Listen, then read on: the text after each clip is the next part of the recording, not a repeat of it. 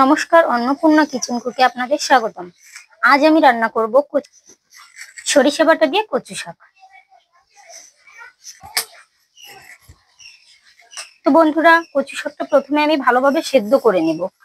কড়াইতে এখন দিয়ে দেব। ওই জন্য ভালোভাবে সেদ্ধ করার জন্য আমি সামান্য জল দিয়ে দেব।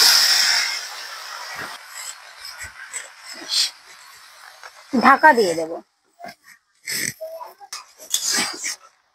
দেখুন বন্ধুরা, কচু শাকটা সেদ্ধ হয়ে আসছে। আমি এখন পরিমাণ মতো নুন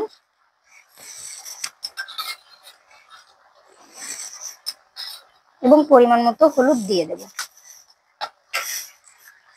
এরপর কাঁচা লঙ্কা বাটা দিয়ে দেব।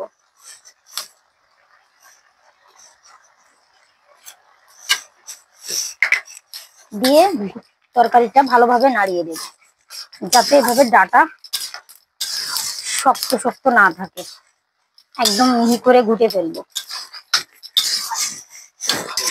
আমি এখন ফোড়ন দেওয়ার জন্য নামিয়ে নেব।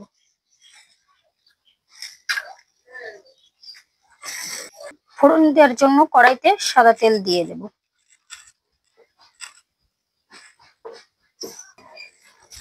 ফোড়নে একটি তেজপাতা ও দুইটা শুকনো লঙ্কা দিয়ে দেব।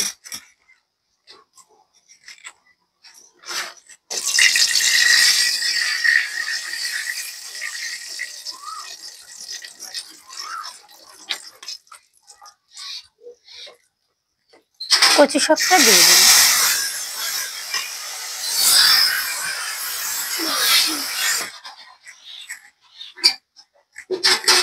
নামানোর আগ মুহূর্তে সরিষা বাটাটা দিয়ে দেব।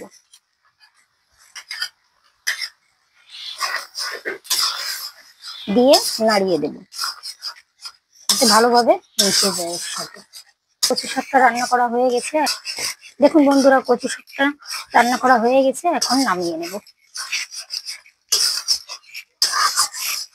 দেখুন কত সুন্দর কালারটা এসেছে। সরিষা বাটা দিয়ে কচু শাক রান্না। দেখুন বন্ধুরা, কত সুন্দর হয়েছে। এভাবে রান্না করে আপনারা বাড়িতে খাবেন। যে খেতে চায় না কোনোদিনও, সেও খাবে সরিষা বাটা দিয়ে কচু শাক রান্না করলে।